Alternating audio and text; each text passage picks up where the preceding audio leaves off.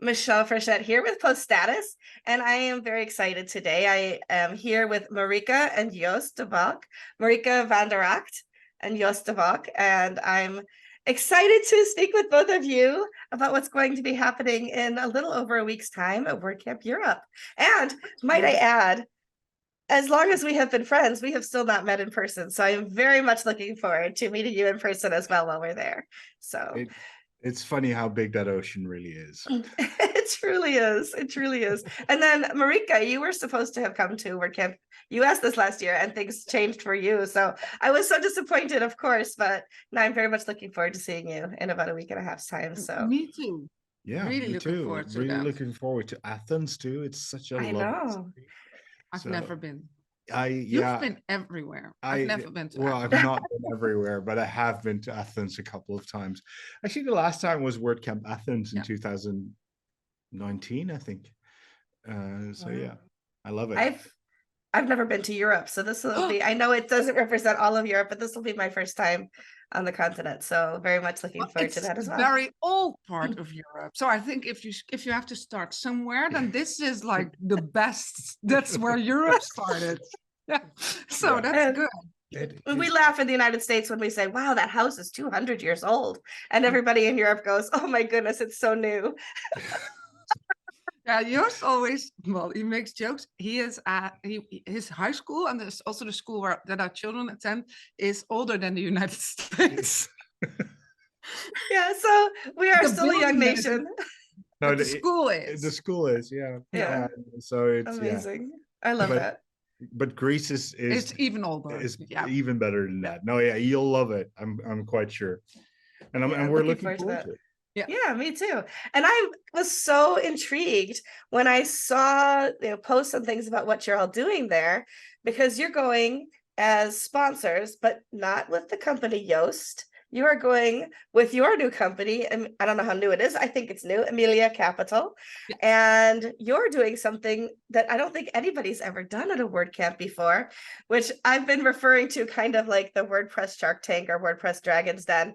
But I see it as a much kinder, gentler place. I don't think either of you are going to be at people's throats about their valuations and things, although maybe I could be wrong. I just haven't seen that side of you. But tell me a little bit about Emilia Capital to get started, and then we'll dive in more about what you're doing at WordCamp Europe. So when we sold Joost, the whole thing was, okay, now we are financially independent and we can do whatever we want, and we were both really passionate about staying involved in WordPress and then investing and helping WordPress companies. We also invest and help companies outside of the WordPress ecosystem, but WordPress kind of is really close to our heart. So we came up with this idea to invest in companies that are either open source WordPress, do sustainable things, or are female-led, because I think there are far too few women especially in the tech space, but overall in like starting up your own business is something that's really male dominated. And then you came up with this idea to do that at WordCamp Europe, because we still have some spots left in our investment portfolio. We would love to help some new companies, and well, and it's also a way to add business in a new way to WordCamps, because it's a discussion I've been having a lot recently with people. I was at CloudFest, which is a huge conference and has more and more of a WordPress component to it.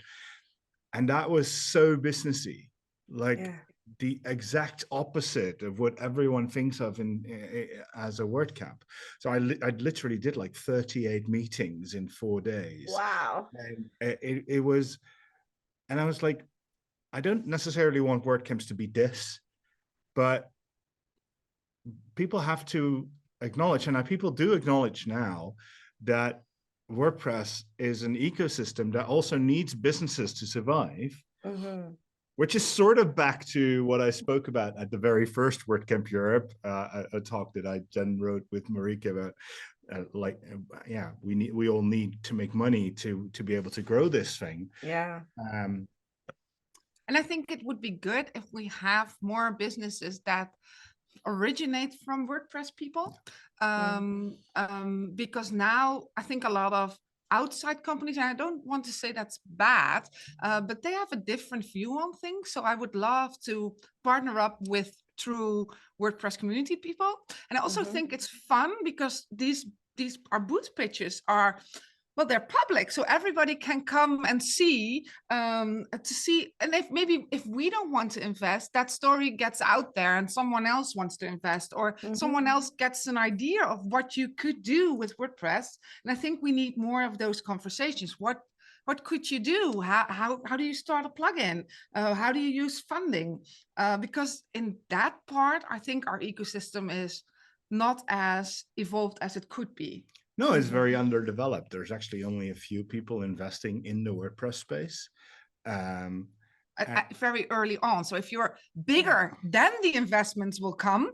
But starting out, I think there are not that many investors. No, they're not. And I think that well, it would be good if we widened that a bit, and if we talked about that. And I think this is a great opportunity to do so. And I'm actually looking forward to, we've got 3 companies now. We actually had 4, but one had to drop out, unfortunately, that are pitching to us, and looking forward to those pitches, because they actually look like very good stories in their own and in what they've sent us so far.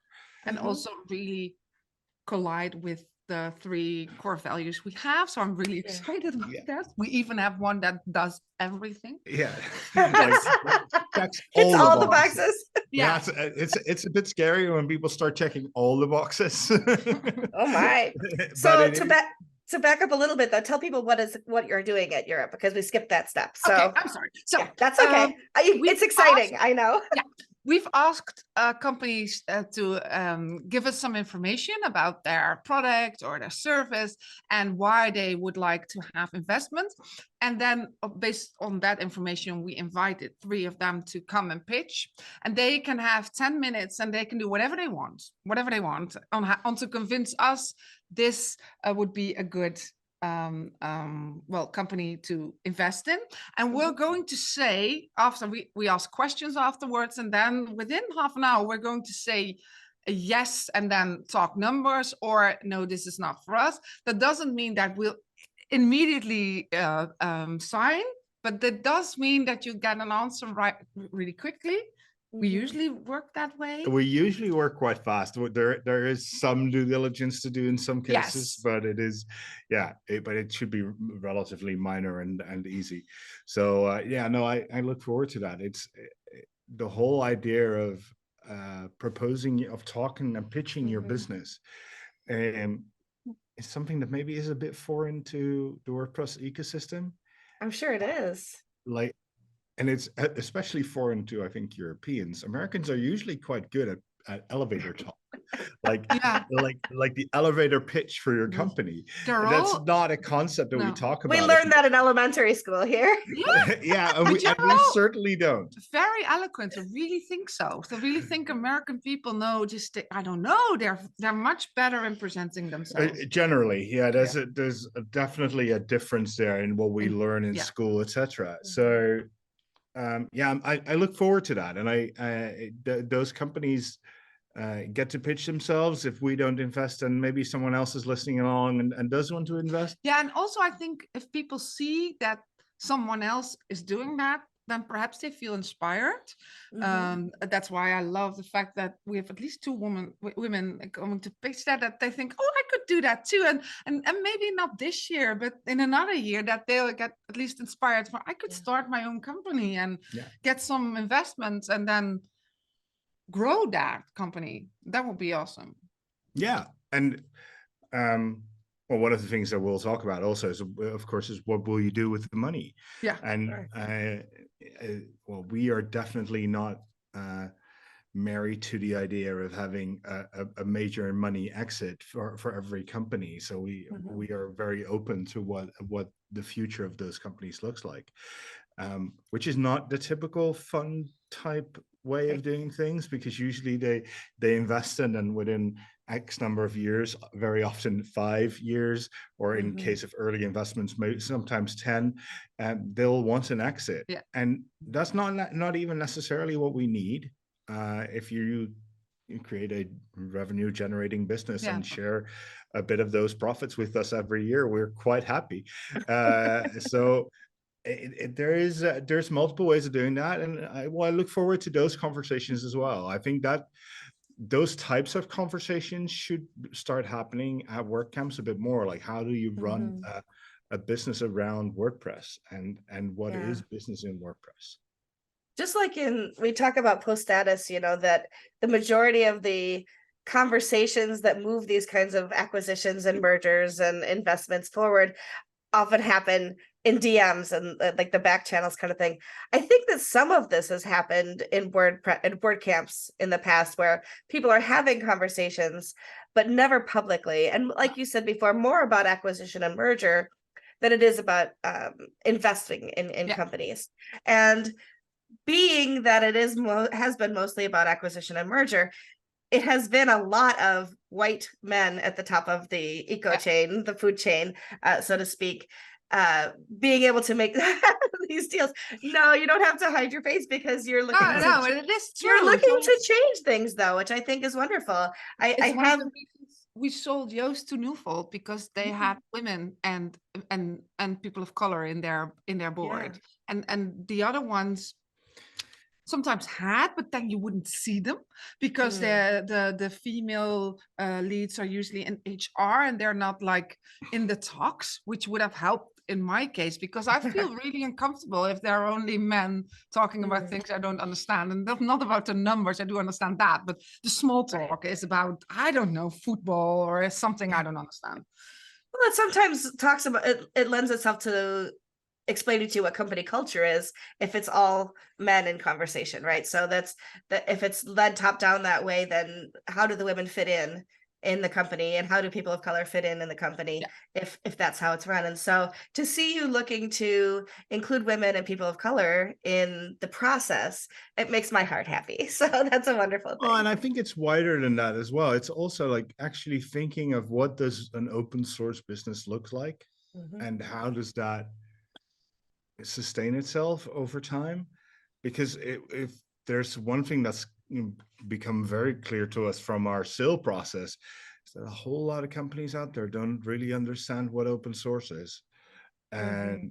and building an open source business is definitely different from a Yeah. lot of other businesses.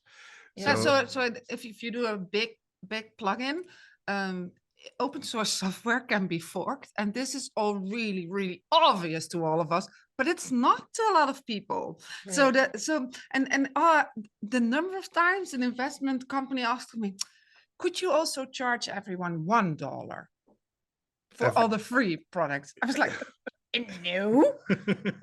That's not how that works. No, that's not how that works. But they are like that. If you don't really understand the ecosystem, then Mhm. these kinds of questions pop up. Yeah. Um, and then you never get to a profitable, or at least not profitable software solution. You could do other things. there's Mhm. lots of ways to do that, but I think it is fun to actually discuss those business models a bit Yeah, more, and to think about, hey, what is unique about business and open source? Mhm.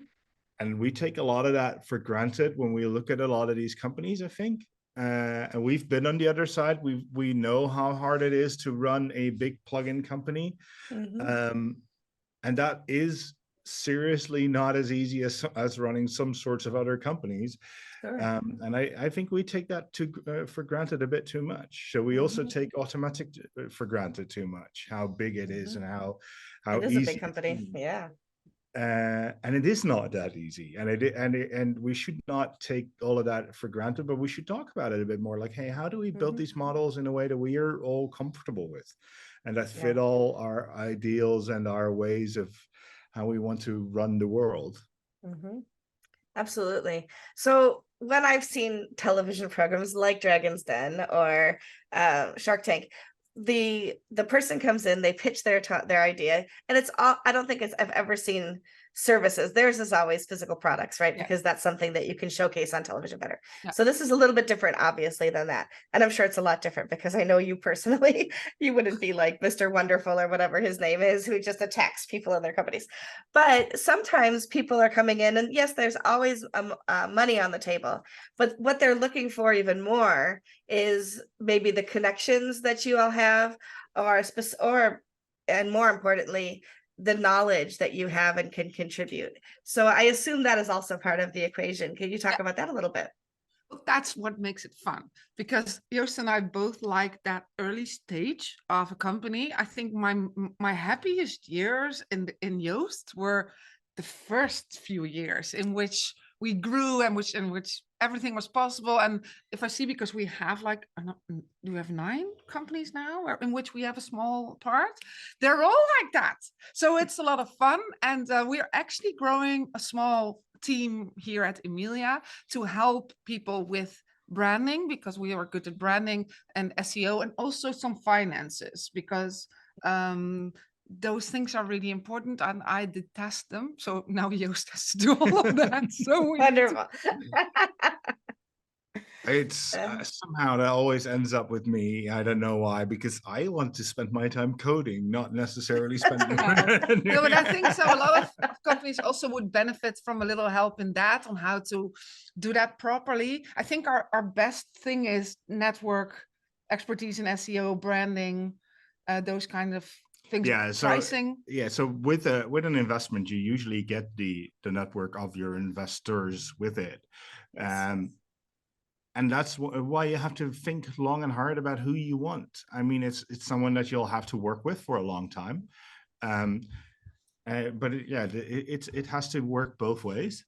And there is there's a lot of value we can add, I think, to startup companies that especially in the WordPress space. And yeah, the network helps. I mean, absolutely. Yeah. it definitely makes it easier that I can just send you a DM and say, hey, you should talk to X, Y, or Z. And you'll probably say, oh, why? Instead of who are you? And, right. and I mean, of course it helps. And we're happy to do that for the right people. And it's like, yeah, and that's the fun part of It's the fun part. Yeah. I think it's really because you know so many people, you can also like get people to help, or you hire someone from one part of the WordPress community to help one of our investments. That's just Yeah, so there's a lot of fun that we can and want to have with these companies, besides just writing a check. We don't write checks. We're Europeans. We actually have proper banking systems. But noted, duly noted. But it is so we don't just invest. We actually do talk to these people. We have an Emilia Slack in which we have shared Slack channels with all the companies we've invested in, and but it's different from for all of them. So we've, for example, also invested in a clothing brand. It's a Dutch clothing brand, and they're really good at branding locally here, and they want to expand. But they're Dutch, but do all their marketing in English. But people in the Netherlands don't search in English, so they search for different. So we can help them get that together. And I don't know anything about fashion, but that's not true. You just well, I know a lot about buying. She knows what she likes. Yeah, but I don't know I learn a lot about that. They do that all very sustainable and nice and eco-friendly and human-friendly. So I've learned a lot from that. Yeah, it's good fun. So it's fun for us too. Yeah. I mean, I think that's the best thing about good investments is if we can learn from each other, and we can help those companies out a bit, and then learn a bit about their way of running a business in the process. And we'll do that at WordCamp Europe too. So we'll talk to at least 3. We have 1 spot open, so maybe if anybody's interested, they should get in touch with you very quickly, right? They'll have to be quick, but we are rather quick too. So just email us and we'll figure it out. I love that. And they can go to emiliacapital.com and they can find you there. Just emilia.capital. Thank you, Emilia.capital. It Yeah. automatically comes up when I type it now, so I don't even think about it anymore. Good. Good. Well, let me know. Emilia.capital. And there's contact information there if they're interested. Yes. So what is it going to look like at WordCamp Europe? Is the pitch public or will you be doing that privately? No, it's public. It's in our booth. So anybody can watch and learn from that Yes. process then. Yeah. And if the answer to somebody is no, will you be giving them feedback on how they can Yes. improve going forward? Absolutely. I think that's honestly that's already hard because we're getting so many decks from people not to pitch at WordCamp Europe, but from outside of the In WordPress general. space. As soon as you're like a noted investor, the amount of decks thrown at you is ridiculous. Yeah. Um, I think we'll give a no then, and then do a follow-up conversation somewhere in WordCamp Europe. Maybe do that not in public because Right. because I Oh, think sure. that would be. I'm just thinking about that just now, but doing negative feedback or feedback why we don't want to do it could perhaps be. Then we'll just go and grab some coffee and talk it through. yeah. Yeah. That seems right. Yeah, you're right. Yeah. That's how if I was pitching, that's how I would prefer. Yeah, in the Yeah. interest of not burning people in public, that seems like a good idea. Yeah. No, yeah, but I think the main reason is then probably that what the reasons why we didn't invest before sometimes was because of valuation, or because we thought this product doesn't add something new to the ecosystem. But it could also be that we just don't see how we could improve upon something. But like, what can we help? And if that's the case, then we should not invest. Yeah, that makes sense. It has to be a good fit for you as well as Yes. the company who's yeah, investing. yeah. It has to fit. Otherwise, it makes no sense. Yeah. Yeah. I have a really hard time saying no, so Joost will be the one saying no. He gets all the hard jobs. Are we? Yeah, I mean, we're clear on that, right? Crystal clear. Crystal clear. No, I have a really hard time saying no. Yeah. Yeah. Yeah, but we have So- to do that because we can't do all of them. Yeah. No. We call that good cop, bad cop. I don't know Yes. if you have that same phrase. The same. It's also so in this format. We also have that at home with the children. Yes, of course. Anyway. Just wait till dad gets home, right? I love it. Yeah. So I'm excited to watch it all take place in Europe. If people are interested in learning more, of course, Emilia.capital. Now I will never forget it again. And is there anything else you'd like to share about the process or about investing? I know you've got I think the one I'm most familiar with is Equalize Digital that you've invested and are on the board there. I do. You also know Oh Atarim. yes, Atarim. That's right. I forgot. That was a little bit before then. Yep. And in the WordPress space, there's a couple of others that we've invested in that you might know about. WPCS, they're Amsterdam-based.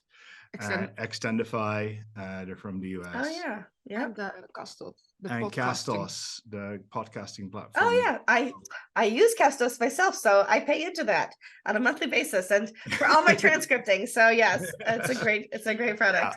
Absolutely. No, so we do have a few in the WordPress space already, and well, we're looking forward to add one, maybe two, maybe three. We'll see. Yeah. So my goal in the next year is to come up with something that I could pitch to you instead of always giving my projects away for free. I look forward to that. Yeah. I'll be thinking very hard. We'll talk. We'll have coffee in Europe and we'll see. Good. This has been so wonderful. I do look forward to seeing you very much next week and seeing how all of this plays out, and whoever is given a yes and all of that, and hopefully you'll get at least one yes and not like 4 no's or something, which would just feel so sad. That would be depressing. Yeah. Yes. That would be very sad. So I'm very optimistic. I am too. Marika wants to say yes already, so I think we may see some happy people. But yes, I'm very much looking forward to it, and very much looking forward to the growth of Emilia Capital and your involvement in things, and especially Marika. Oh, I did want to ask you about your women empowerment. Can you talk a little bit about that? Yeah, so I've launched that in the beginning of the year and then got so occupied with so much work that I haven't given it proper attention. It's a program. It's actually aimed at companies that could like buy it, and I think I should change the packages, I'm not sure yet. But what you do is then you have a number of women within an organization that'll do a year round of, well, it's training and coaching. So part of it's online, and then you look at me and I tell you things, but part of it's also reading books and talking to each other in a group of women on how you can change yourself, but especially how you can change the organization and how you want to grow within your organization. So at the end, there should be a plan on what an organization could do to make it more gender equal, but also what that person herself could do to like grow in the company. So we've done it at Yoast when I became CEO of Yoast, and what I see is a lot of programs focused on gender equality are focused on women, but it's not the women's fault that there are too few women. So it's also the organization, that there are things that women themselves can do, which they're probably not aware of, to make you like stronger and step up or lean in. But I think it's also a big part is what organizations do to make that happen. So that's the strength of the program. And now I have to take some time to properly market it and talk about it and get it off the road, because it's not working yet. I have no doubt though that it will, because I Yeah. remember hearing about what you were doing at Yoast and watching the women within your company talk about feeling empowered. So I'm looking forward to what you do to grow this in the future. Yeah, you get me excited again. I'm going to look at it. Excellent. Well, let's have a conversation. If there's anything I can do to help you think that through in Europe, I'm more than happy to have you, but you have to buy the coffee in that case. Yeah. Just kidding. Oh, I look forward to seeing you next week and learning more about this, and hope everybody has an opportunity to at least observe the process and think about how they might grow their own businesses, whether that's with Emilia Capital or watching what you all are doing. Yes. So thank you for taking the time today. I really appreciate it. Thank you for having us. Yeah, we'll see you next week.